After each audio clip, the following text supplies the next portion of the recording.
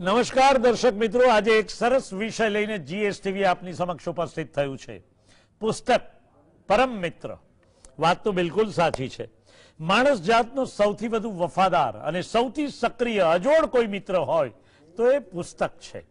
માણસના જીવનમાં સૌથી વધુ મહત્વ જો કોઈનું હોય તો એ વિચારોનું છે, કોઈ ધન સંપત્તિનું નહીં. Gandhiji, Karl Marx, Tolstoy, Socrates કે પ્લેટો, ચેખોવ કે અન્ય કોઈ પણ લેખક, ઉમાશંકર જોશી, આપણી વચ્ચે હયાત છે. આ બધા એનું કારણ છે એમના વિચારો. આજે તેઓ નથી પણ એમના વિચારો થકી આપણી વચ્ચે હયાત છે. આ વિચારો ઘડવાનું કામ પુસ્તકો કરે છે અને પુસ્તકો વિચારો થકી આપણું વ્યક્તિત્વ ઘડે છે. સારા વિચારોથી આપણો સ્વભાવ પણ ઘડાય છે અને આ ઘડતરનું કામ પુસ્તકો કરે છે. મિત્રો, હું HK આર્ટ્સ કોલેજમાં પ્રિન્સિપાલ હતો ત્યારે દર વર્ષે મારા વિદ્યાર્થી મિત્રોને કહેતો કે દર મહિને એક પુસ્તક વાંચો. 12 મહિનાના 12 પુસ્તક. 3 વર્ષ કોલેજમાં હોવ તો 36 પુસ્તકો વાંચવા મળે.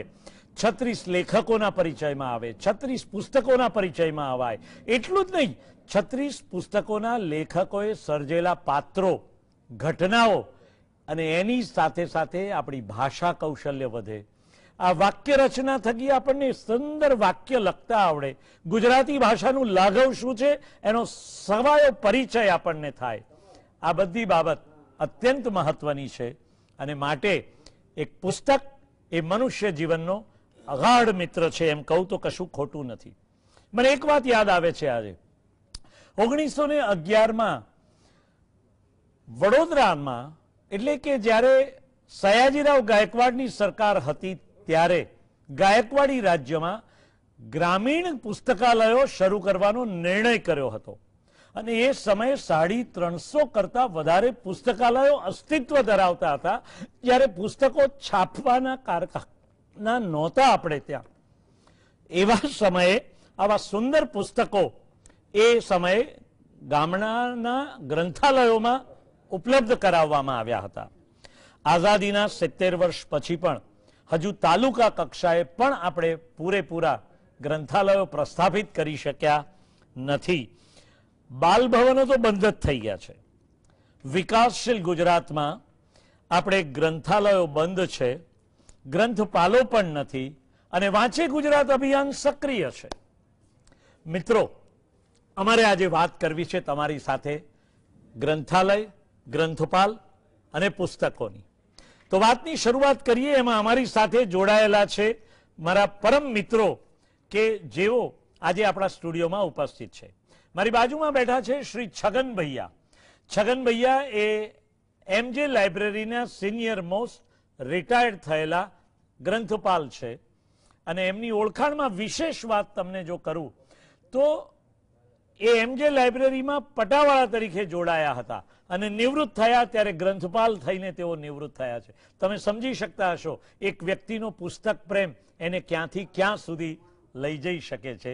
અને આ 82 વર્ષની વયે પણ આજે તેઓ એક પુસ્તકના સંદર્ભમાં, એટલે કે ગ્રંથાલયના સંદર્ભમાં તેઓ એક એન્સાઇક્લોપીડિયા તૈયાર કરી રહ્યા છે અને છેલ્લા 5 વર્ષથી આ એન્સાઇક્લોપીડિયાનું કામ અત્યારે ચાલુ છે. એમની બાજુમાં બેઠા છે અમિતાભ મડિયા. અમિતાભ મડિયા એ, હું કહું તો એમને નહીં ગમે પણ તેમ છતાં એમનો એક વિશેષ પરિચય પણ શરૂઆતથી જ આપું કે ખૂબ જાણીતા લેખક ચુનીલાલ મડિયાના તેઓ સુપુત્ર છે અને તેઓ સ્વયં એક સારા લેખક છે, વિવેચક છે અને વડોદરાની MS યુનિવર્સિટીના કલાભવનમાં તેમણે ચિત્રકલાનો એક વિશેષ અભ્યાસ પણ કર્યો છે. લંડનના એક વર્તમાન પત્રમાં તેઓ હમણાં સુધી કામ કરતા હતા અને અત્યારે ગુજરાત વિશ્વકોશ જે આપણે ત્યાં ચાલે છે એ ગુજરાતી વિશ્વકોશમાં તેઓ પણ અત્યારે સક્રિય છે. એમની સાથે બેઠા છે શ્રી પંકજભાઈ. પંકજભાઈ એ ગુજરાત રાજ્યના જે ગ્રંથપાલોનું જે એક એસોસિએશન હોય એના એ પ્રમુખ છે અને ખાસ ગ્રંથપાલોના પ્રશ્નો શું છે એ માટે એમને આજે વિશેષ આપણે નિમંત્રિત કર્યા છે. એમની સાથે બેઠા છે ગુજરાત રાજ્યના આચાર્ય મંડળના secretary Shri star Payal Iyer. Star Payal Iyer એ અંગ્રેજી સાહિત્યના વિદ્યાર્થી છે, ખૂબ બહોળું વાંચન ધરાવે છે અને એની સાથે સાથે સરકારની સમક્ષ જ્યારે પણ કોઈ પણ પ્રશ્નોની રજૂઆત કરવાની હોય ત્યારે એમના બહોળા વાંચન થકી એ સરસ ભાષામાં સરકાર સાથે વાતચીત કરી શકે છે. આ પણ એમની એક વિશેષતા છે. મિત્રો, વાત કરવી છે પુસ્તકની. છગન ભૈયાની સાથે જ વાત શરૂ કરીએ તો છગન ભૈયા એ ખૂબ વર્ષો સુધી એમજે લાઇબ્રેરીના લાઇબ્રેરિયન તરીકે એમણે કામ કર્યું. એમ કહું કે એમજે લાઇબ્રેરીને જે મહત્વનું નામ અપાવ્યું અને એમજે લાઇબ્રેરી આખા અમદાવાદ શહેરમાં ખૂબ જાણીતી બની એનું કારણ મોહનભાઈ અને છગન ભૈયા આ બંને લાઇબ્રેરિયનોએ ખૂબ સુંદર કામ કર્યું છે. તો છગન ભૈયા, તમારાથી જ પ્રશ્નની શરૂઆત કરીએ કે એક પુસ્તકનું જીવનમાં શું મહત્વ હોય છે અને એમજે લાઇબ્રેરીમાં આપે પુસ્તકો થકી શું શું કામગીરી કરી છે? મારી વાતની શરૂઆત કરું એ પહેલાં મળિયા સાહેબને યાદ કરું છું. એટલા માટે એમનું એક સરસ મજાનું વક્તવ્ય હૃદયસ્પર્શી એમજે લાઇબ્રેરી પાસેથી પસાર થતા હતા અને એલિઝાબેથ સ્ટેશનથી એક ગામડાની વ્યક્તિ ત્યાં ઊભી હતી ને એમને પૂછ્યું કે સાહેબ, આ સામે છે એ મંદિર કોનું છે? મળિયા સાહેબે જવાબ આપ્યો હતો, એ જ્ઞાનનું મંદિર છે. વાહ વાહ, શું વાત છે મિત્રો. Very nice. હું મારે આજે વાત કરવી છે એવા અનેક મંદિરોની અને એના પૂજારીઓની. પણ એ પહેલાં હું થોડીક પુસ્તકની વાત કરવા માગું છું. અને એટલા માટે કે પુસ્તક વિશે તો ઘણા બોલશે, પણ મારે પુસ્તક મૌન રહીને શું આપી શકે છે, શું કરી શકે છે, એ વાત તમને જણાવવી છે. જી જી જી. મિત્રો, ત્યાં એની ગોઠવણી એ રીતની સરસ મજાની હોય છે કે ત્યાં કાલિદાસ અને શેક્સપિયર સાથે બેસીને ગોષ્ઠી કરતા હોય. ઉમાશંકર જોશી અને પન્નાલાલ પટેલ અને ભગત સાહેબ એ ત્યાં બેસીને ચર્ચા કરતા હોય. એ આપણને શું શીખવાડે છે મિત્રો? એ શીખવાડે છે સંભાવ, સહકાર, સાથે રહો.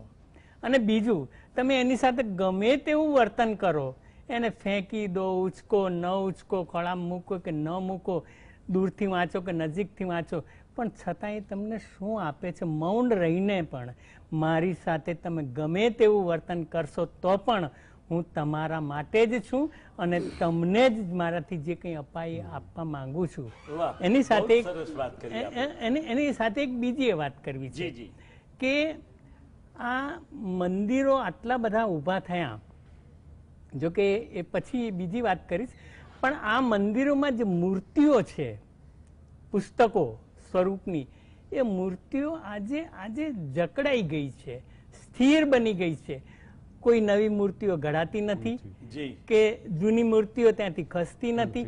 જે છે એ છે. વાંચવું હોય તો વાંચો અને ન વાંચવું હોય તો ન વાંચો. મિત્રો, વાચકો જાય તો જાય ક્યાં?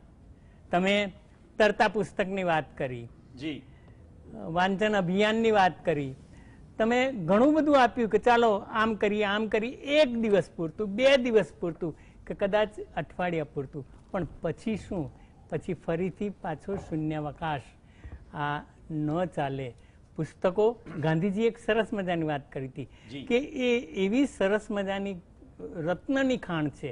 તમે એનો સ્પર્શ કરો, ત્યાં તમને ફિલોસોફર મળશે, વૈજ્ઞાનિક મળશે, સામાજિક નેતાઓ મળશે, ધર્મગુરુઓ મળશે, ઘણા બધા મળશે. ખાલી તમે જઈને લાઇબ્રેરીમાં એને સ્પર્શ કરો તો એ સ્પર્શથી પણ તમને ઘણું બધું આપશે. અને એ આપશે એ રીતે આપશે કે મૌન રહીને આપશે. કહેશે નહીં તમને કે મેં આ આપ્યું અથવા તો હું આના માટે છું અને આ માટે હું તમારા માટે આમ કરું છું. સામાન્ય સમાજમાં લોકો 2 પૈસાનું એ દાન કરે તો એમ કે આ મારા તરફથી નોંધી લેજો. આ દાન કરે છે, પણ દાનની નોંધ ક્યાંય પુસ્તક પોતે નથી રાખતું. એ તો એમ કે છે કે મારો જેટલો ઉપયોગ કરવો એટલો ઉપયોગ કરો, એ જ મારું સાર્થક છે. હું તમારા ખોળામાં રમતો થઉં, તમારી આંખો સામે ફરતો થઉં, તમે પાનાઓ ઉથલાવતા હો એ પાનાઓ જોતો થઉં, એ જ મારું અંતિમ છે, એ જ મારું સાર્થક છે. એટલે સાહેબ, પુસ્તકો એનું મહત્વ જરાય ઓછું આંકી શકાય એમ નથી. જી તિલક સાહેબે તો એમ કહ્યું હતું કે કદાચ મને નરક મળે અને નરકમાં જો હું એક પુસ્તક લઈને જાઉં અથવા તો પુસ્તક લઈને બેઠો હોઉં તો એ નર્કને પણ હું સ્વર્ગ બનાવી શકું. આ પુસ્તકની તાકાત બતાવે છે કે પુસ્તકની કેવી તાકાત છે કે નર્કને પણ સ્વર્ગમાં ફેરવી શકે. મેં પોતે એક જગ્યાએ લખ્યું છે કે એક દીવો લઈને માણસ બેઠો હોય ઘરમાં અને પુસ્તક હોય, પછી એને જીવનમાં કશું જ નથી જોઈતું, બસ એ પુસ્તક અને હું એનો સંસાર એમાં જ પૂરો થાય છે. મિત્રો જી છગનભાઈ, આ તમે વાત બહુ જ સરસ કરી. ત્યારે એન્ટોન ચેખોવની એક વાર્તા અમારા આચાર્ય મંડળના પ્રમુખ શ્રી કે શાસ્ત્રીએ આજે યાદ કરાવી હતી. તો શાસ્ત્રી સાહેબના નામોલ્લેખ સાથે આ વાત કરું કે એમણે આજે યાદ કરાવ્યું કે ચેખોવે એક બેટ નામની વાર્તા લખી છે. બહુ ટૂંકી નાનકડી સરસ વાર્તા છે ને એમાં એક માણસ એક રૂમમાં પુરાવી જવાનું પસંદ કરે છે અને પછી દુનિયાભરના પુસ્તકો એ મંગાવે છે અને ત્યાં બેઠો બેઠો એ વાંચે છે ને જ્યારે બહાર આવે છે ત્યારે એને સજા કરનારાનો આભાર માને છે કે મને આટલા સુંદર પુસ્તકો થકી હું સોક્રેટિસને મળ્યો, હું બુદ્ધને મળ્યો, હું ગાંધીને મળ્યો અને આ પ્લેટોને મળ્યો છું અને એના આદર્શવાદનો મને પરિચય થયો છે અને આવી સજા કરવા બદલ હું તારો આભાર માનું છું. આવી એક સરસ વાત સાથે આપણે અમિતાભ મડિયા સાથે વાત કરીએ. અમિતાભ મડિયા આજે આપણા સ્ટુડિયોમાં ઉપસ્થિત છે ને ત્યારે એક બહુ મોટું પુસ્તક લઈને આવ્યા છે. અમિતાભજી 18 કિલોનું પુસ્તક અને લગભગ 800 પાનનું પુસ્તક, તમે જરા બતાવશો આ પુસ્તક આપણા દર્શક મિત્રોને કે તમે આ કયું પુસ્તક લઈને આવ્યા છો ને એનું વજન કેટલું છે એના વિશે વાત કરો. આ પુસ્તકનું નામ છે એન્જલ્સ એન્ડ ડીમોન્સ. અચ્છા, હા, એટલે કે દેવદૂતો અને રાક્ષસો.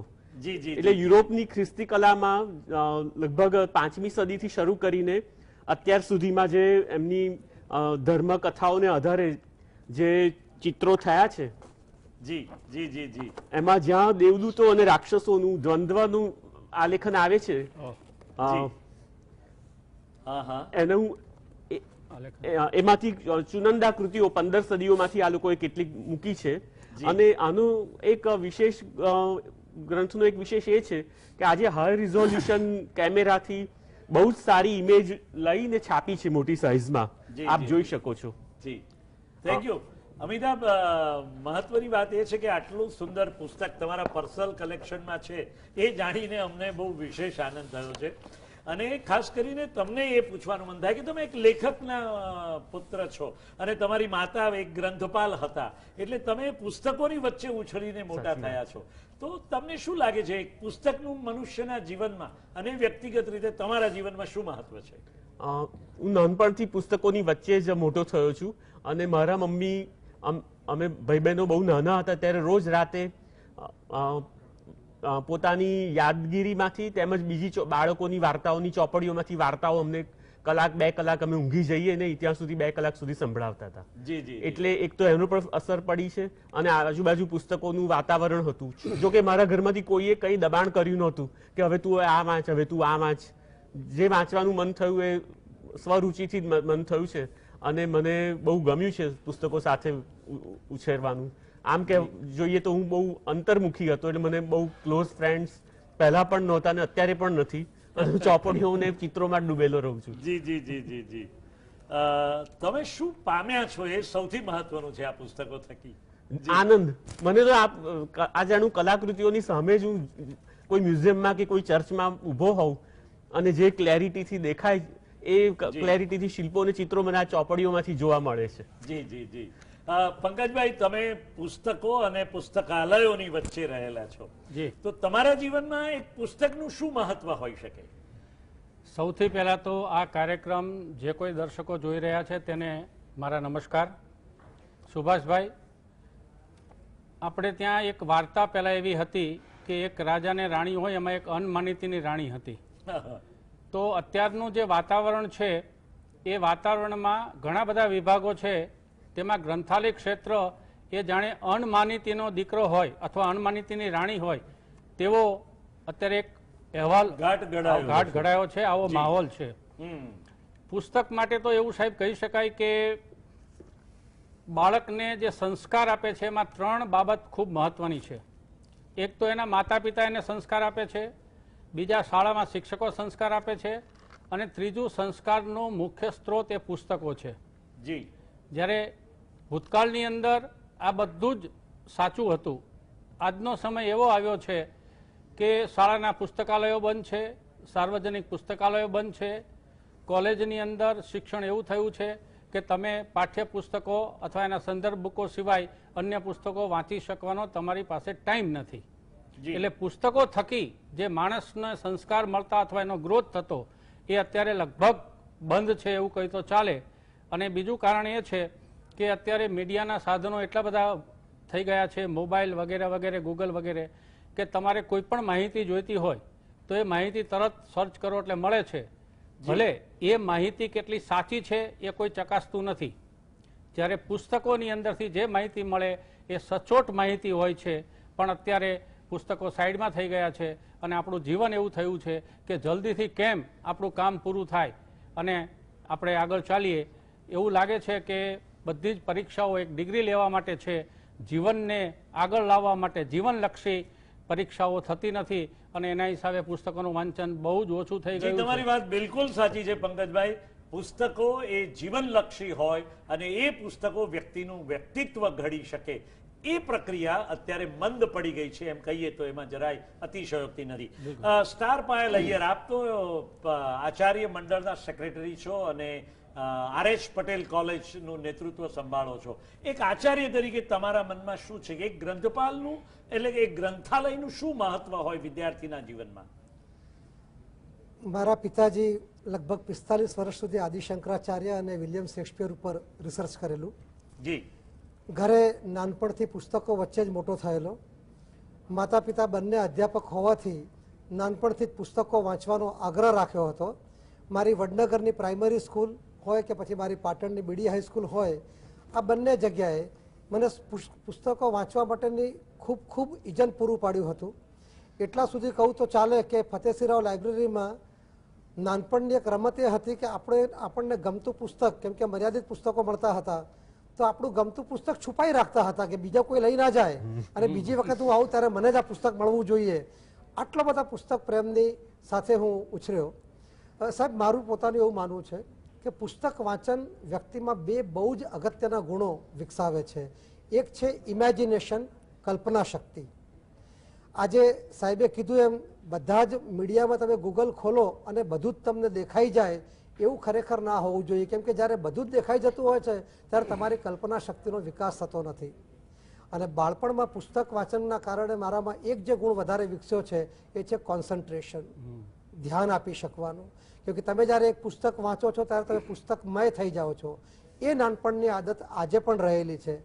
આજે હું જોઈ રહ્યો છું કે છેલ્લા 20 વર્ષની અંદર આ વિજ્ઞાનના વિકાસ સાથે માણસને પાસે એટલો બધો ખજાનો આવી ગયો છે જ્ઞાનનો કે હવે આપણે જ્ઞાનનો કોઈ ખજાનો ખોલતા નથી. એ વખતે પુસ્તકો મર્યાદિત હતા, પણ એ મર્યાદિત પુસ્તકોમાં એક પુસ્તક પર ધ્યાન આપી શકાતું હતું. એવું જ આજે થઈ ગયું છે કે આજના સમયમાં આપણા ટીવીમાં એટલી બધી ચેનલ આવે છે કે એક વ્યક્તિમાં એટલું પણ કોન્સન્ટ્રેશન નથી કે 15 મિનિટ સુધી એક ચેનલ જોઈ શકે. એ ચેનલ સર્ફ કર્યા કરે છે. કદાચ આપણી ચેનલ પણ જોતા જોતા કેટલાય લોકોએ ચેનલ બદલી નાખી હશે. તો આ કોન્સન્ટ્રેશન અને ઇમેજિનેશનના બંને ગુણ પુસ્તકમાંથી આવે છે. આટલો વૈવિધ્યપૂર્વક પુસ્તકોનો વારસો લીધા પછી હું જ્યારે પાટણથી અમદાવાદ આવ્યો તો મને એવી કોલેજ મળી છે કે જે કોલેજમાં 20 વર્ષથી કોઈ લાઇબ્રેરિયન નથી. એટલે મને એવું લાગ્યું કે પેલું સિદ્ધરાજ જયસિંહને જેમ શાપ હતો કે તે રાણીની વાવ બનાવી પણ જસમા ઓઢવાને કીધું કે આ વાવમાં પાણી નહીં આવે અને એ પાણીને કદાચ લાવવા માટે કોઈ જેમ મયાએ બલિદાન આપ્યું હતું એમ કદાચ હું મારી જાત ઓગાળી નાખીશ તો છેલ્લે કદાચ લાઇબ્રેરિયન મળશે મને. બહુ જ સાચી વાત કરી છે. આ પ્રશ્ન બહુ વ્યાપક છે, એની પણ ચર્ચા આપણે આગળના પ્રશ્નોમાં લઈ લઈશું. ફરીવાર પાછો આપણે છગનભાઈ પાસે આવીએ. છગનભાઈ, તમે લાઇબ્રેરિયન હતા તે દિવસોમાં સાંભળ્યું છે કે તમે લેખકો સાથેની ગોષ્ઠીના કાર્યક્રમો કરતા હતા. શું હતી આ લેખકોની ગોષ્ઠી અને એનાથી વાચકોને શું ફાયદો થયો? હા, એ બાબતમાં કહેવું છે મારે કે અમે સાહિત્ય વર્તુળ શરૂ કરેલું અને સાહિત્ય વર્તુળમાં દર શનિવારે સાંજના 6 થી 8 વાગ્યા સુધી 1982 થી 1998 જી હા, એનો લાભ લીધો છે. અચ્છા. હા, અને એમાં અમે લેખકને બોલાવતા. પહેલા એના વિશે થોડી વાત કરતો અને ત્યાર પછી લેખક પોતાની વાત કરતા. અને થોડોક સમય એ રીતનો હતો કે વાચકો પ્રશ્નો પૂછે, અને ક્યારેક તો વાચકો એવા પ્રશ્નો પૂછે ને કે લેખકે કલ્પના ન કરી હોય. એક પ્રસંગ કહું તમને. ચંદ્રકાંત બક્ષી એમની ધરપકડ થયેલી, એ વાત એમણે કરેલી નહીં, પણ એક વાચક ઊભો થયો, એણે પ્રશ્ન પૂછ્યો કે સાહેબ તમને પેલા દાદર સ્ટેશને પકડ્યા હતા એ તો વાત કરો. સાહેબ, એ લેખક પોતે અચરજમાં મુકાઈ ગયા કે આટલું બધું તમારા વાચકો વાંચે છે. મિત્રો, અમે પુસ્તકોને ખુલ્લા મૂકી દેતા. વાચકને બોલાવીએ ત્યારે, લેખકને બોલાવીએ ત્યારે એ પહેલા 3-4 દિવસ પુસ્તકોનું એક્ઝિબિશન કરતા, અને એક્ઝિબિશનમાં બધા એટલા મચી પડતા વાચકો કે અમે આ લેખકને મળીશું, આ લેખકને મળીશું, આ લેખકને મળીશું. મને સાહેબ એક વાત યાદ આવે છે. અમે મોહમ્મદ બાકરને બોલાવેલા, અને કોઈ કારણસર તે આવી ન શક્યા. એમનો ફોન આવ્યો કે છનભાઈ હું આવી શકું એમ નથી, શું કરવું? મેં કશો વાંધો નહીં સાહેબ, પણ નીચે 150 વાચકો બેઠા છે, મારે એની સામે ઊભા રહેવું, કઈ રીતે ઊભા રહેવું મારા માટે પ્રશ્ન છે, છતાં હું કંઈક રસ્તો કરીશ. હું નીચે ગયો. અમારો હોલ હતો, નીચે હોલ છે સભાગૃહ. સભાગૃહની અંદર જઈ અને મેં વાચકોને હાથ જોડીને વિનંતી કરી કે આ પરિસ્થિતિ ઊભી થઈ છે અને સાહેબ આવી શકે એમ નથી. આપણે કંઈક નવો પ્રોગ્રામ કરીએ કે ચાલો તમે તમારું પોતાની કંઈક રચના લાવ્યા હો તો એ રચના આપણે અહીંયા વાંચી સંભળાવીએ. મને એમ હતું કે 1-2 વાચક એવા હશે કદાચ એમની પાસે પોતાની રચના નીકળશે. સાહેબ તમે માનશો 70 આંગળીઓ ઊભી થઈ કે સાહેબ અમે લઈને આવ્યા છીએ. હું એટલો આનંદમય થઈ ગયો કે, અને એક બીજો પ્રસંગ, એક બાળક અમારે ત્યાં એ વાર્તા લખીને લાવ્યો હતો, અને સામે બાળ સાહિત્યકારો હરીશ નાયક અને યશવંત મહેતા ને એ બધા પ્રેક્ષક તરીકે બેઠેલા. એ બાળકે વાત કરી, અને વાત કર્યા પછી એ એટલા જોશથી રડી પડ્યો. એટલે હું પોતે બીંગ અ લાઇબ્રેરિયન ગભરાઈ ગયો. બાળક આટલું રડ્યો કેમ? 8મા ધોરણમાં ભણતો હતો એ બાળક. તે મેન બેટા તને થયું શું? કે સાહેબ કદી મારી માએ નથી પૂછ્યું, કદી મારા બાપે નથી પૂછ્યું કે બેટા તું શું લખે છે, અને આજે મેં લખ્યું છે એ સાંભળવા માટે સામે આ મોટા મોટા લેખકો બેઠા છે. આ પ્રસંગ જીવનભર યાદ રહ્યો.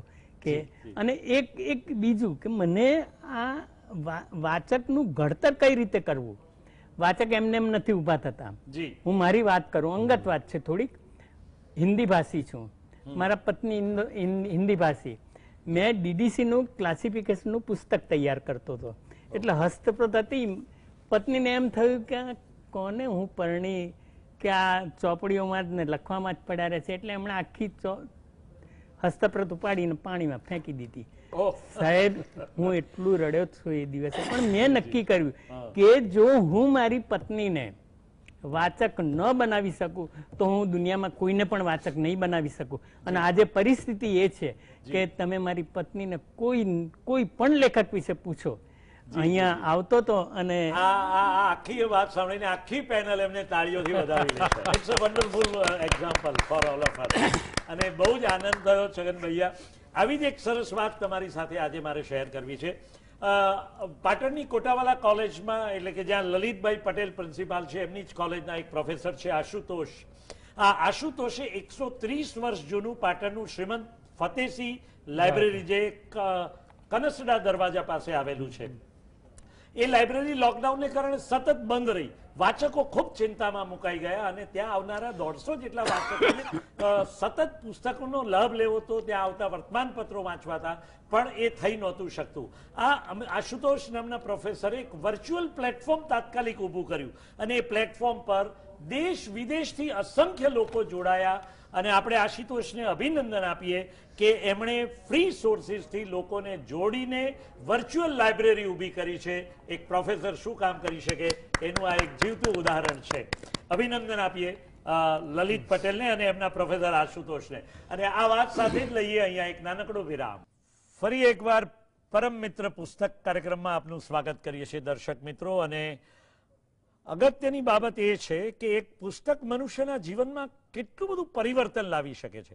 છગન ભૈયાએ પોતાના જીવનનો એક અંગત દાખલો આપીને આપણી સાથે વાત શેર કરી અને એક લાઇબ્રેરિયન શું કરી શકે આવી જ એક વાત એ છે કે અમારી કોલેજમાં પણ લાઇબ્રેરિયન એટલે કે એક તોરલબેન પટેલ કરીને છે અને એ ભોળાભાઈ પટેલના પુત્રવધુ છે જાણીતા લેખકના, પણ એ વિદ્યાર્થીને શોધતા હોય. શારદાબેન કરીને અમારે ત્યાં એક લાઇબ્રેરિયન હતા, એ વાચકને શોધતા હોય, ખાસ વિદ્યાર્થીને સામેથી બોલાવીને યાદ કરે તારે માટે એક પુસ્તક આવ્યું છે લાઇબ્રેરીમાં, જરા આજે આવી જાને જોઈ જાને. પહેલા આવા લાઇબ્રેરિયનો ક્યાં છે આજે?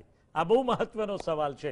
અમિતાભ, તમારી સાથે વાત કરવાનું મન ગમશે કે કયા પ્રકારના કલાના પુસ્તકો તમે ઘરમાં વસાવ્યા છે ને એ પુસ્તકો થકી તમે શું પામ્યા છો, એ એક મહત્વનું છે. જી અમિતાભ. લોકો સામાન્ય રીતે એવું કહે છે કે આ કલા તો બહુ અઘરી વસ્તુ છે અને સમજાતી નથી, આ પ્રકારના વિધાનો થતા હોય છે. એમના મનમાં કદાચ આવું જ બધું કંઈક ચાલતું હોય છે, મૂંઝવણો. તો તમે પુસ્તકો વાંચો કલા અંગેના તો તમારી આ બધી મૂંઝવણો પણ દૂર થઈ જાય ને એમાં કેટલી સરળતાથી રજૂઆત થઈ છે, તમે એ કલાકૃતિઓ સાથે તન્મય થઈ શકો, તાદાત્મ્ય સાધી શકો, એ કામ છે પુસ્તકોનું. અને હું બરોડા ફાઇન આર્ટ કોલેજમાં ભણવા ગયો એ પહેલેથી મારી પાસે જે થોડા ઉપલબ્ધ હતા કે ક્યાંકથી મેળવ્યા હતા એ ચોપડીઓ વાંચતો હતો. જેમ કે એમાંની એક હતી જર્મન આર્ટ હિસ્ટોરિયન વોલ્સલિનની ચોપડી, ધ ક્લાસિક આર્ટ. એમાં એ બહુ એક પાયોનિયર બુક ગણાય છે. જી જી. એ પોતે જર્મન આર્ટ હિસ્ટોરિયન હતો, પણ એની દ્રષ્ટિએ યુરોપમાં શ્રેષ્ઠ કલા ઇટાલીની છે એવું કહેવામાં એને કોઈ સંકોચ નહોતો કે એને કોઈ દેશના સીમાડા નહોતા નડ્યા. જી. તો આ વાત છે પુસ્તકોની કે એમાં બહુ ખુલ્લા દિલથી વાત કરવામાં આવી હોય છે, સમજાવવામાં આવ્યું હોય છે. અને આ પુસ્તકોમાં પ્રાચીન ગ્રીસ કે પ્રાચીન મેસોપોટેમિયા, પ્રાચીન ઇજિપ્ત ને પ્રાચીન ભારતથી શરૂ કરીને આધુનિક સુધી જમાનો એટલે કે 20મી અને 21મી સદી સુધીના કલાનો જે વિકાસ થયો હોય એ તબક્કાવાર રીતે દર્શાવ્યો હોય છે. એમાં બીજા લેખકો જ્યોર્જિયો વસારી માઇકલ એન્જલોનો સમકાલીન હતો અને એનો શિષ્ય હતો, પણ એ પોતે આર્ટ હિસ્ટોરિયન પણ હતો અને એણે પોતાના સમકાલીન ચિત્રકારોના જીવન ચરિત્રો લખ્યા હતા. અને એ પુસ્તક પણ બહુ રત્ન જેવું ગણાય છે. મૂળ એ પુસ્તક ઇટાલિયનમાં હતું, જો મને એ બધી ભાષાઓ નથી આવડતી, મેં બધું ઇંગ્લિશ અનુવાદો મારફતે વાંચેલું છે. એ ઉપરાંત ગોમ્બ્રિચ એ પણ એક જર્મન આર્ટ હિસ્ટોરિયન હતો, એના પુસ્તકો, ઘણા બધા પુસ્તકો એ રીતે તમારા પિતા અમિતાભ એક સારા લેખક ચુનીલાલ મડિયા, તો તમે મડિયા સાહેબના કોઈ પુસ્તકો વાંચો છો અને વાંચો છો તો તમારો અભિપ્રાય શું છે મડિયા સાહેબના પુસ્તકો? હવે હું અભિપ્રાય કહું તો એ તો બહુ અંગત ગણાય કારણ કે મારા પપ્પા હતા, પણ મને સાચું કહું તો મારા પ્રિય લેખક છે ગુજરાતીમાં, મને એટલા બીજા કોઈ ગમ્યા નથી. અને એનું કારણ છે કે એમની રજૂઆત અને એમની વાત કહેવાની રીત બહુ જ સરળ અને સહેજ પણ અટપટી નહીં એવી. એમાં પણ એમની 2 નવલકથાઓ એ મારી સૌથી વધારે પ્રિય છે, જે હું દર વર્ષે એકવાર વાંચી જઉં છું. અને એના નામ છે સધરા જયસંગનો સાળો અને સધરાના સાળાનો સાળો. હવે એ નવલકથાઓ તો એમણે 1962 અને 68માં લખી હતી, પણ એ આજે મેં વાંચી ગયા મહિને તો મને એમ જ લાગ્યું કે 2020માં જે રાજકારણ જે રમાય છે ભારતમાં અત્યારે, એના પ્રસંગો જાણે એ નવલકથામાં પણ આપણને આગોતરા એંધાણ એના જોવા મળે છે. જી જી જી. અને આખી કટાક્ષમય નવલકથા છે. એમાં સામાન્ય રીતે એવું કહેવાય કે લેખકે જે પાત્રો નિરૂપ્યા હોય, ટૂંકી વાર્તા, નાટક કે નવલકથા, એના સાથે તાદાત્મ્ય સાધ્યું હોય, એના દુઃખે લેખક રડતો હોય. પણ આમાં એવું ઊંધું છે, મડિયા કોઈના દુઃખ સાથે રડ્યા નથી, એમણે બધાની ઠઠ્ઠા મશ્કરી જ કરી છે અને કોઈની માટે અનુકંપા નથી. એ મને બહુ વિરલ તત્વ લાગે છે. પાત્રો સાથે કોઈ એક પણ પાત્ર સાથે એમણે અનુકંપા સાધી નથી કે સંવેદના બતાવી નથી કે સહાનુભૂતિ બતાવી નથી. આ રીતે લખવાનું જ બહુ પ્રચલન નથી, ત્યારે એમણે આવી રીતે લખ્યું એ મને બહુ ગમ્યું. અમિતાભ, તમે આજના યુવાનોને કયા કયા ગુજરાતી લેખકોના પુસ્તક વાંચવાની સલાહ આપશો? જી. કનૈયાલાલ મુનશી, ધૂમકેતુ, ચુનીલાલ મડિયા, અને મને એક આધુનિક જમાનાનો એક લેખક ગમ્યો છે, મેં હજી હમણાં જ એનું વાંચ્યા 2 પુસ્તકો. હવે એ તો તમારા આમ જુઓ તો પત્રકાર જગતનો છે, એનું નામ છે પ્રશાંત દયાલ. અને એનું એક પહેલું મેં લતીફ પુસ્તક વાંચ્યું. એ પોતે રિપોર્ટર હતો અને એ દરમિયાન બી કેટલીક વસ્તુઓ છાપામાં નહીં આવેલી, સેન્સર થતી હતી. તો એણે હિંમત કરીને ખરેખર શું થયું હતું એ માટે એ ક્રિમિનલ્સને મળ્યો, પોલીસ ઓફિસર્સને મળ્યો, પોલીસ કોન્સ્ટેબલ્સને મળ્યો, ડીઆઈજી સુધીના માણસોને મળીને એણે સંસ્મરણો કઢાવ્યા અને એને આધારે પુસ્તક લખ્યું. ને એવું જ એનું એક બીજું પુસ્તક છે 2002 રમખાણોનું અધૂરું સત્ય. મને અને આ માણસની મને લેખન શૈલી પણ બહુ જ ગમી, કોઈ પણ આડંબર વગરની, કોઈ પણ દેખાડો કર્યા વગરની અને સીધી સરળ રીતે સમજાઈ જાય એ રીતની. અને કોઈનો પક્ષ બી નથી લીધો, કોઈ પાર્ટીનો નહીં કે કોઈનો પણ નહીં. જી, ગુજરાતી સાહિત્ય એ સમૃદ્ધ છે. આપણે ત્યાં કનૈયાલાલ મુનશીની વાત કરો તમે, કે ચુનીલાલ મડિયાની વાત કરો, કે પન્નાલાલ પટેલની વાત કરો, કે રઘુવીર ચૌધરીની વાત કરીએ, કે ઉમાશંકર જોશીની વાત કરીએ, કે અન્ય અસંખ્ય લેખકો આપણી વચ્ચે છે. પણ એકવાર જો તમે લાઇબ્રેરીનું પગથિયું ચડો તો યાદ રાખજો કે તમે ફરીવાર ક્યારેય પાછા એ પગથિયું ચૂકવાના નથી. એટલે કે દર સપ્તાહે તમને લાઇબ્રેરીમાં જવાનું મન થશે અને ગ્રંથાલયનો પૂરેપૂરો ઉપયોગ કરવાનું પણ ચોક્કસ મન થશે. પણ હા, ગ્રંથાલયને મિત્ર બનાવવું પડે, ગ્રંથાલયને પોતાના જીવનનો એક ભાગ બનાવવો પડે અને નિયમિત ગ્રંથાલયની મુલાકાત લેતા રહેવું પડે. આ પણ એક અગત્યની વાત છે અને તો જ કોઈ સારું પુસ્તક તમારું અંગત મિત્ર બની શકે. કહેવાય છે ને કે રોજ ઓશી કે એક પુસ્તક તમારું જો હોય, રાત્રે સૂતા પહેલા 8-10 પાના વાંચ્યા હોય તો એવી મજાની નિંદર આવે છે કે આપણું એ બાકીનો નિંદરનો સમય એ પુસ્તકના સ્વપ્નમાં આપણે વહેંચી લઈ શકીએ છીએ. આપણી સાથે જોડાયેલા છે પંકજભાઈ બાવીસી, જે ગ્રંથપાલોના પ્રશ્નોની આજે ખાસ આપણી સાથે ચર્ચા કરવાના છે. ગ્રંથપાલોના પ્રશ્નો વ્યાપક છે. ખાસ કરીને ગુજરાતમાં જો એમ કહીએ કે ગુજરાતમાં કોલેજો પુષ્કળ છે અને તેમ છતાંય લાઇબ્રેરીઓને તાળા મારેલા છે. એવી જ હાલત સ્કૂલની છે. શું કહેશો પંકજભાઈ, શાળાઓની અને કોલેજોની શું પરિસ્થિતિ છે લાઇબ્રેરીઓની? બ્રહ્મભટ્ટ સાહેબ, આપે જે ઓશિકે પુસ્તકની વાત કરી ને, જી, એમાં એક વાત એવી એક લબ્ધ પ્રતિષ્ઠિત લેખકે કરેલી છે જી, કે જે ઘરમાં 25 પુસ્તકો ન હોય એ ઘરમાં કન્યા આપવી નહીં. હા, એ ઘરમાં દીકરી ન દીકરી અપાય. આપવી બરોબર નહીં. છે, રાઈટ. એટલે કેટલું મહત્વ પુસ્તકોનું છે એ એની ઉપરથી નક્કી થાય છે. જી જી જી. સાહેબ, પરિસ્થિતિ એવી છે કે સામાન્ય રીતે આપણે સીડીના પગથિયા એક પછી એક ઉપર ચડતા હોઈએ છીએ અને મુકામ હાંસલ કરતા હોઈએ છીએ. જ્યારે અત્યારે એવું લાગે છે આ માહોલમાં કે આપણે પગથિયા નીચે ઉતરી રહ્યા છીએ. એક સમય મને બરાબર યાદ છે કે ગુજરાતના એ વખતના મુખ્યમંત્રી અને અત્યારના વડાપ્રધાન માનનીય શ્રી નરેન્દ્રભાઈ મોદીજીએ વાંચે ગુજરાત નામનું એક આખું વર્ષ આ પ્રોગ્રામ ચલાવેલો. જી જી જી. અને ત્યારે બહુ જ આશા બંધાયેલી કે આ ક્ષેત્રનો જેટલો વિકાસ હવે જરૂરી છે એટલો વિકાસ થશે.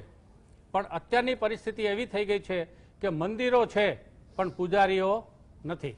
જી. પુસ્તકાલયો છે, ગ્રંથપાલ નથી.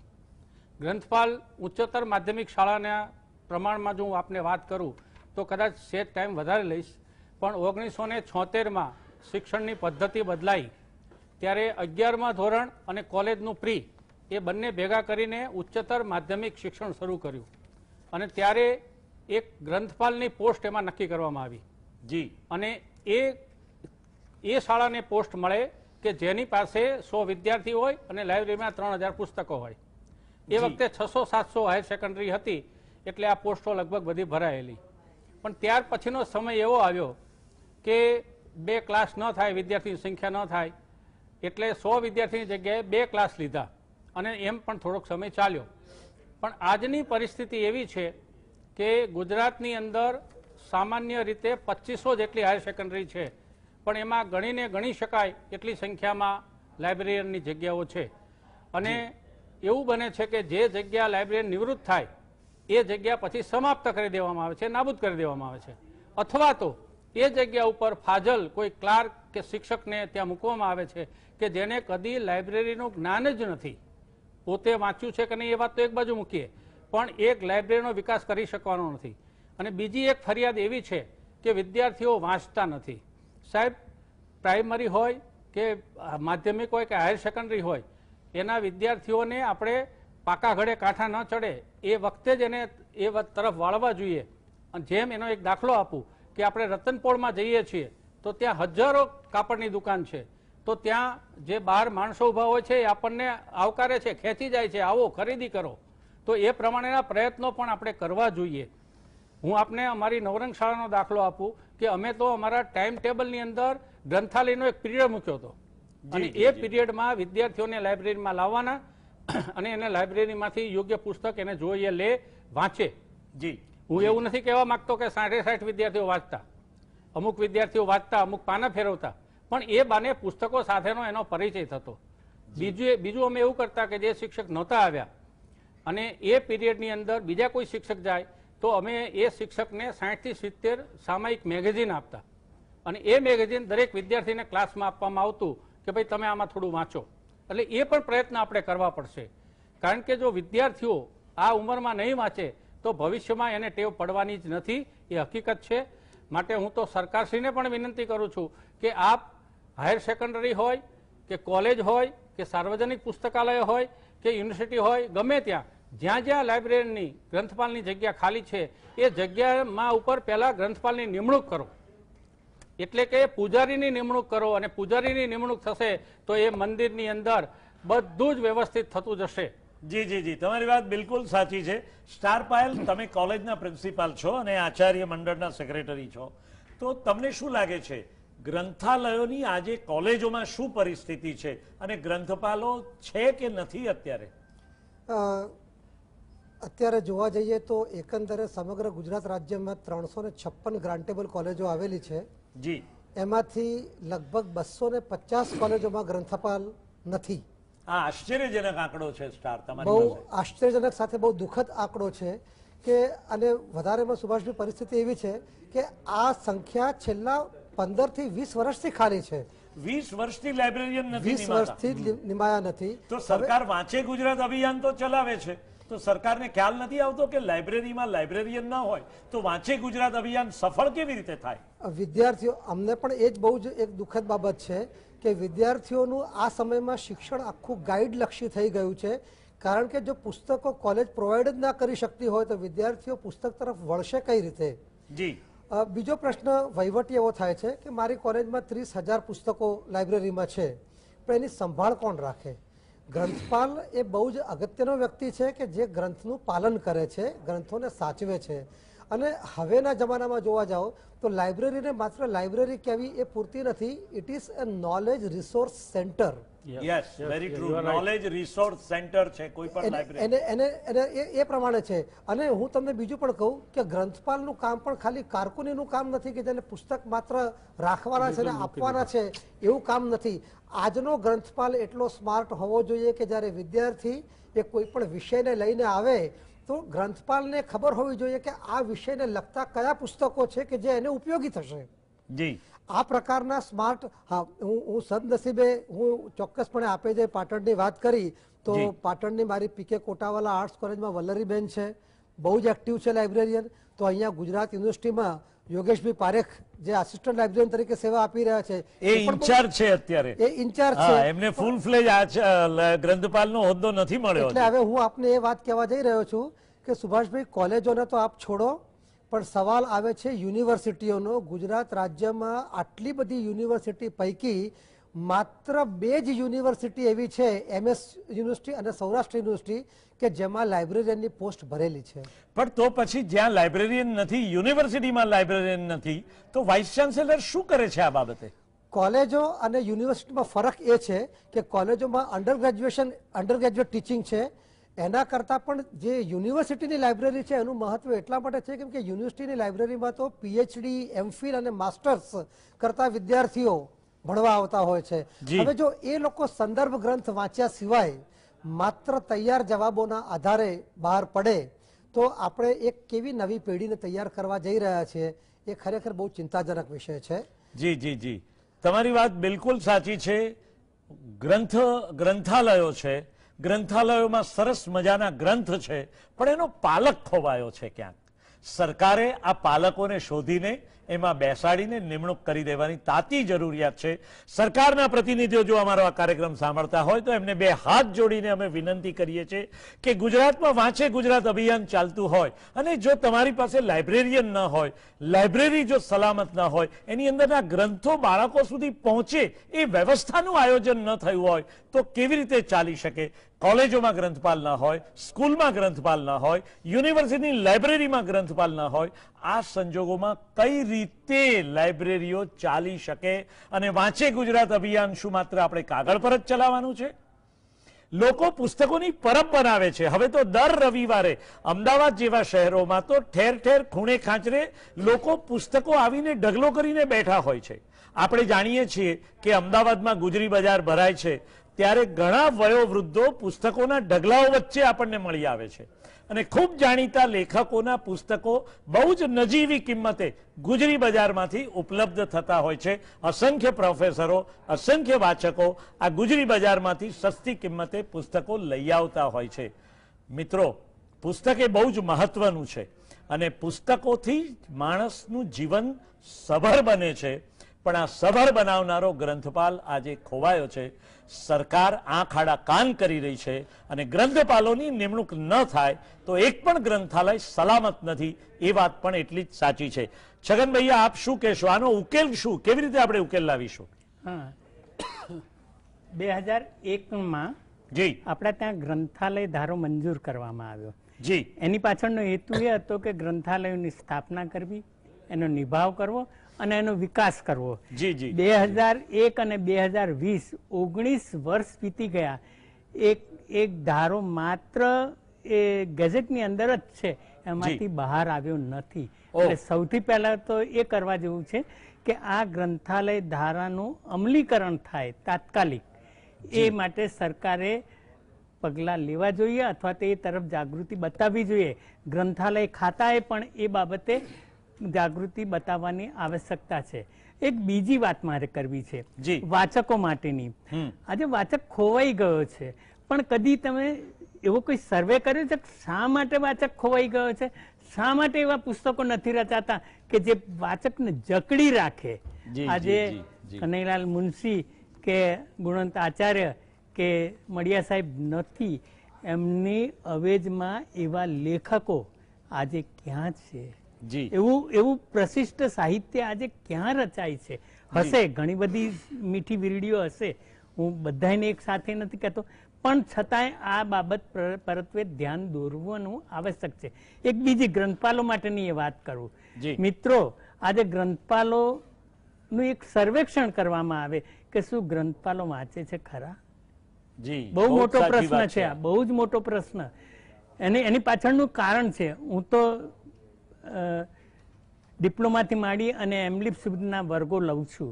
ત્યાં વિદ્યાર્થીને પૂછીએ કે ભાઈ વિનોદ ભટ્ટ, એ પ્રેક્ટિકલ એક્ઝામમાં પૂછીએ કે આ કયા વિભાગમાં જશે, તો સામે પ્રશ્ન પૂછે સાહેબ વિનોદ ભટ્ટ કોણ? અરે આશ્ચર્ય થાય તમને, તમારી ભાષાનું જ્ઞાન નથી તો તમે લાઇબ્રેરી સાયન્સનો કોર્સ કરવા નીકળ્યા છો. એટલે સૌથી પહેલા તો એ પણ મારે કહેવું છે કે જ્યાં જ્યાં પણ લાઇબ્રેરી સાયન્સના કોર્સ ચાલતા હોય ત્યાં આપણું સાહિત્ય, આપણી માતૃભાષાનું સાહિત્ય એક વિષય ઉમેરવો જોઈએ. છગનભાઈ, તમારી વાતમાં એક ઉમેરો કરું ને મને હમણાં જ જાણવા મળ્યું કે ગુજરાતી ગ્રંથાલયના કોર્સીસમાં જે પેપર 1 આવતું હતું, ગુજરાતી સાહિત્યનો પરિચય, આ પેપર કાઢી નાખવામાં આવ્યું છે. સાચું છે? હા, વર્ષોથી કાઢી નાખવામાં આવી છે. આ તો આશ્ચર્યજનક છે. અને પછી બિલીપ કે એમલિપમાં તો એ વાત જ નહીં કરવાની. અરે, અને એની સાથે હું ગામડાની વાત કરું. આપણા ત્યાં રહેણાંક વાળા 18,066 ગામો છે. એમાંથી 3,400 ગામોમાં જ પુસ્તકાલય છે. સાહેબ, 78% ગામડાઓમાં પુસ્તકાલય નથી. બહુ આશ્ચર્યની વાત છે કે આટલા બધા ગામડાઓમાં પુસ્તકાલય, અને ગુજરાતની 57% થી 58% વસ્તી ગામડામાં વસે છે. એટલે ગામડા પ્રત્યે આટલું બધું દુર્લક્ષ, આપણે અડધી પ્રજાને વંચિત રાખીએ છીએ. હું તો સરકારને વિનંતી કરું કે તાત્કાલિક આ ગ્રંથાલય ધારો અમલમાં લાવે અને ગામે ગામ પુસ્તકાલય, જે મોતીભાઈ અમીન અને મહારાજા સાહેબની એક ખેવના હતી કે વડોદરા રાજ્યની સમગ્ર ગુજરાતમાં ગામે ગામ પુસ્તકાલય હોય, શાળા ત્યાં પુસ્તકાલય હોય, એ સમય આવી ગયો છે.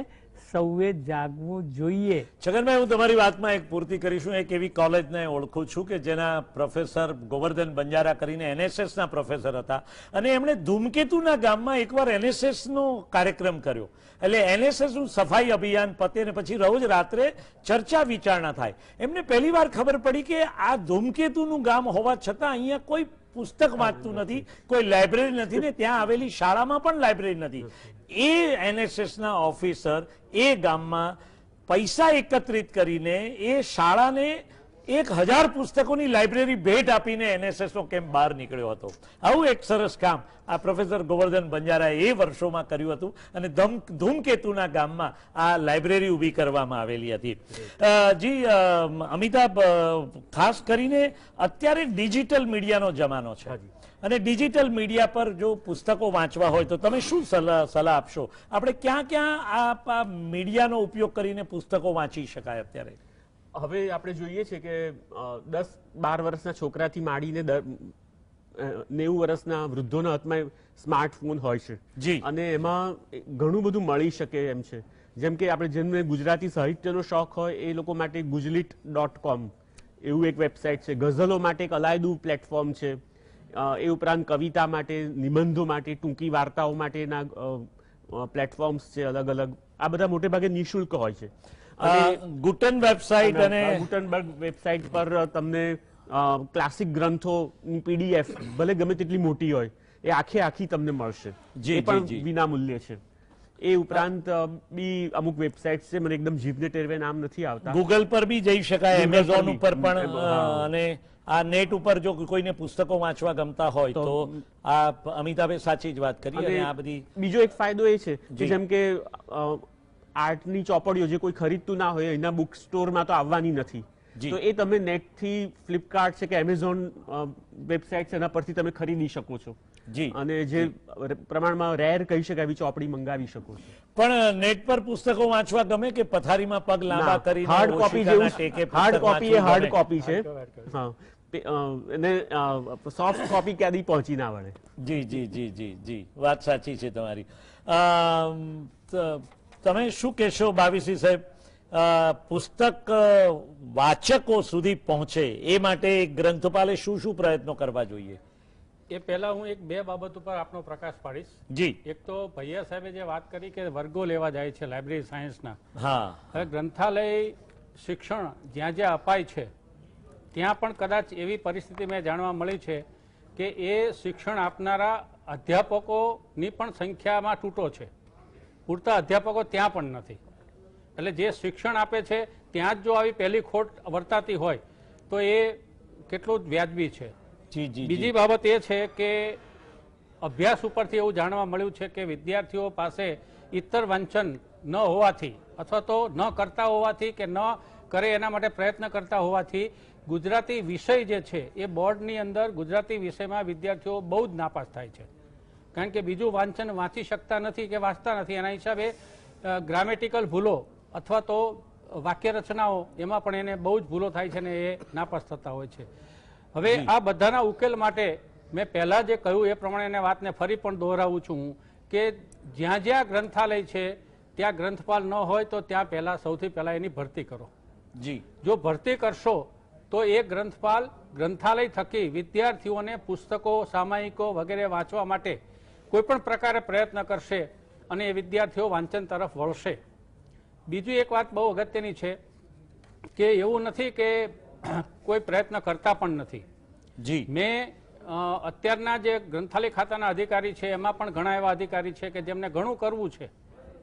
આપણા પોલીસ પ્રધાન કે મુખ્ય પ્રધાન જે લોકો હોય એ લોકોને પણ ઘણું કરવું છે, પણ ક્યાં કઈ વસ્તુ અટકે છે એ સમજાતું નથી. એવા પણ એક અધિકારી મારા સંપર્કમાં આવેલા છે અને એમનો અમને બહુ જ ખરાબ અનુભવ છે. એ અધિકારી એમ કહેતા કે લાઇબ્રેરીની કોઈ જરૂર નથી. લાઇબ્રેરી નહીં, ગ્રંથાલય ખાતાની પણ કોઈ જરૂર નથી, આ બંધ કરી દો. ઓહ, આ અધિકારી પણ એક છે. હવે જો આવું થશે તો વિચાર કરો કે આપણે ક્યાં જવાના છીએ, આપણે કયા રસ્તા ઉપર જઈ રહ્યા છીએ. એટલે ફરી પણ હું સરકારશ્રીને વિનંતી કરું છું કે આપ પ્રયત્ન કરતા જશો, પણ પ્રયત્ન નહીં, અમને પરિણામ આપો. દરેક ગ્રંથાલયમાં ગ્રંથપાલની ભરતી કરો. જી જી. સ્ટાર પાયલ, તમારા પ્રશ્નથી અમે પછી સમાપ્તિ કરીશું એટલે તમે થોડો ટૂંકમાં જવાબ આપજો કે અત્યારે જે ગ્રંથપાલોની પરિસ્થિતિ છે અને સરકાર કયા કારણોસર નિમણૂક નથી કરતી ગ્રંથપાલોની? ટેકનિકલ કારણ એક એવું થયું છે કે કોલેજોમાં, યુનિવર્સિટીનું જે કોલેજોમાં લાઇબ્રેરીનું જે મહત્વ છે એ મહત્વ યુજીસીએ સ્વીકારી અને યુજીસીએ કોલેજના લાઇબ્રેરિયન્સને અધ્યાપક સમકક્ષ ગણ્યા છે જી અને તેઓને અધ્યાપકોનો જ પગાર ધોરણ આપવામાં આવેલું છે. જી તો સામે પક્ષે જે સરકારી પુસ્તકાલયો છે એ સરકારી પુસ્તકાલયોમાં જે લાઇબ્રેરિયન છે એ લોકોનો પગાર ધોરણ એના કરતા કોલેજ કરતા નીચું છે. જી પ્રશ્ન એ છે કે સરકારી પુસ્તકાલયોમાં માત્ર બીલિબની જ ડિગ્રી જોઈએ છે, જ્યારે કોલેજના પુસ્તકાલયમાં જે લાઇબ્રેરિયનની પોસ્ટ છે એના માટે એમલિબ અને પીએચડી ઓર નેટ સ્લેટ ની આવશ્યકતા છે. એટલે આમ જોવા જાવ તો લાયકાતની દ્રષ્ટિએ બંને વસ્તુ અલગ છે, પણ સરકારને કદાચ અહીંયા આગળ પૈસા બચાવવાનો પ્લાન હોય એ રીતે કદાચ કોલેજોની અંદર જે લાઇબ્રેરિયન છે એમને પણ કદાચ ઓછા પગારે નિમણૂક કરવી હોય અને એમાં ટેકનિકલ વાંધા આવતા હોય એ બની શકે એમ છે. પરંતુ છેલ્લા કેટલાય વર્ષોથી એક પણ કોલેજમાં લાઇબ્રેરી નથી લેવા એ હકીકત છે. અને સુભાષભાઈ, એક બીજી વાત મારે ઉમેરવી પડશે કે માત્ર સરકાર કે માત્ર વિદ્યાતંત્ર એ ઇનફ નથી. વાંચનની ટેવ પાડવા માટે સામાજિક પરિવર્તનની આવશ્યકતા છે. માતા પિતાઓએ હવે આ દોર હાથમાં લેવો પડશે.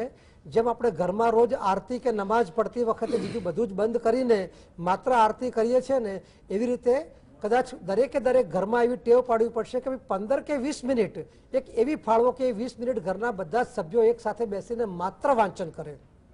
માતા પિતાઓ જો સ્કૂલનું અને વાંચનનું મહત્વ સમજશે અને બાળકોમાં ટેવ પાડશે તો આપણે નવી પેઢી એવી ચોક્કસ તૈયાર કરી શકીશું કે જેને મન પુસ્તક અને પુસ્તકની સુગંધ. હા, હું અલબત્ત કહું છું કે માત્ર ફિઝિકલ પુસ્તકોનો આગ્રહ રાખવો એ ઘડિયાળના કાંટા ઊંધા ફેરવવા જેવું થશે. પણ તો પછી કિન્ડલ ઉપર બુક્સ વાંચો, ગૂગલ પર બુક્સ વાંચો, પણ વાંચો કંઈક. માત્ર એક ટપાલીની જેમ આવનારા મેસેજીસને આગળ ફોરવર્ડ કરવા એનાથી જ્ઞાનવર્ધન ક્યારેય નહીં થઈ શકે. એટલે જ્ઞાનવર્ધનની પ્યાસ જો બુજાવવી હશે તો વાંચન એ બહુ જ આવશ્યક છે. તમારી વાત સાચી છે કે વોટ્સએપ યુનિવર્સિટી આપણો વિકાસ નહીં કરી શકે. બિલકુલ સર. અને તમે કહો છો એ સાચું જ છે કે પુસ્તકનો આધાર લીધા વિના તમારા વિચારો વિકસી શકતા નથી. અને જ્યાં સુધી વિચારો નહીં વિકસે ત્યાં સુધી વ્યક્તિત્વ નહીં ઘડાય. અને આવનારા દિવસોમાં અત્યંત મહત્વનું છે તમારી પાસે પોતાનું એક મજબૂત વ્યક્તિત્વ હોવું જોઈએ અને વ્યક્તિત્વ વાચનસભર હોવું જોઈએ. તો ક્યારેય માણસ આપણને ઠાલો નહીં લાગે. આ ઠાલા દેખાતા માણસો માત્ર ખોખલા હોય છે, પછી એ રાજકારણમાં હોય, સમાજમાં હોય કે શિક્ષણ વ્યવસ્થામાં હોય. પણ આ ઠાલા માણસો એ સમાજને બરબાદ કરી શકે છે. એ પણ એટલી જ વાત છે. પણ જો વાચનસભર વ્યક્તિ હશે તો એ હંમેશા સમાજનો પથદર્શક, માર્ગદર્શક પણ બનશે. સરકારમાંથી જો કોઈ સભ્યો અમારી આ વાત સાંભળતા હોય તો એમને ખાસ બે હાથ જોડીને વિનંતી કરીએ છીએ કે ગ્રંથાલયો છે, ગ્રંથો સમૃદ્ધ છે, માત્ર જરૂર છે ગ્રંથપાલોની.